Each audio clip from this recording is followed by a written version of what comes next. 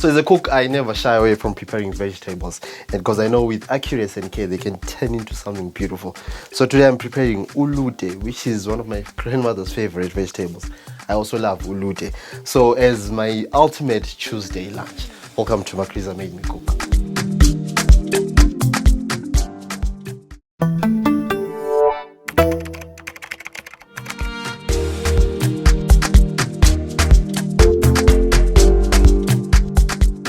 Found it. So today I'm going to be cooking ulude. It's one of my favorite vegetables. It's actually Magriza's favorite vegetable. So ulude goes by also many names, and it is actually widely distributed across Africa. It goes by names of Nyevhe, umzombi, and so many other names. When collecting ulude, keep in mind that this green vegetable grows close to the ground and is therefore prone to sand particles. The veg can also be found in locations with a lot of cow dung and clay soil. Because it emerges during the rainy season, it is considered a free plant from nature. So what you need to do now is, in terms of washing, you need to do that process thoroughly. Ugeze ullute for isikhathi, I think about 3 takes, so that you actually remove those sand particles. I like using lukewarm water. This is going to be a delicious meal today. Yeah. So let's get cooking.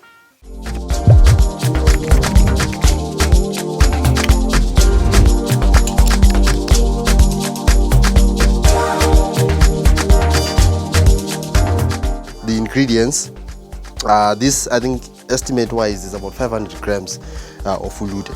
Then you also need tomatoes. Then either you can use fresh cream, Ulaza, or you can use cooking oil. That keep it simple. Then what I'm going to do also, I'm going to just put a meaty flavor by the side, beef, sort of also to complement that taste. Chopping is one of my favorite culinary activities. I suppose the attention to detail and accuracy necessary for such a work fascinates me. So chop this vegetable into small pieces, and keep in mind that you can always store it in the refrigerator after cooking to use it at a later time. The vegetable is apparently stored as umfusha, dried vegetables, for preservation purposes, which I believe is a unique manner our forefathers preserved the texture of this dish. So heat your pot, and for the firewood, I love using the mopane tree. Okay, so when you're cooking, just fill water about 3/4 of this medium-sized pot. Immerse the ulude and bring it to a boil for a total of 3 hours. You can check the readiness of this dish by the softness of the stalks. So at the end of the day, you want that nicey chewy texture. So now the key of preparing a superb cuisine like this one, ulude, is to make sure that all the ingredients are locked within what we call the imbiza within this pot. So just let this boil. Then I'll add in ulude. So just immerse this and bring to a boil for 3 hours. Between 3 and 4 hours, but I think 4 hours. So lapho is tofu samalahle. I love this because it also regulates the heat. Make sure that this dish is cooked consistently throughout the 3 hours. And also ulude, you can also add in Imbuya. It's another type of vegetable. I think we'll also do an episode on that. So also it complements and also removes that bitter taste. So add in the cooking oil. But if you've got an option of using fresh cream. Fresh cream is actually much more tastier than cooking oil, but I'm going to use cooking oil. So I'm just going to add 3 tablespoons here to the cooking oil. You can see I've also increased the intensity of the fire here. Isitshwala Samabele. I love Isitshwala Samabele with ulude, and I know others will say I think Isitshwala Samabele does a better job, but I think personal preference there. So what also you can do, since this takes 3 hours to cook, you can by the 2nd hour you can prepare Isitshwala and also the beef, the meaty texture that I said I'm going to put by the side of this dish, also just to balance the flavors there. I'm going to add just about 3 tablespoons of cooking oil to this dish.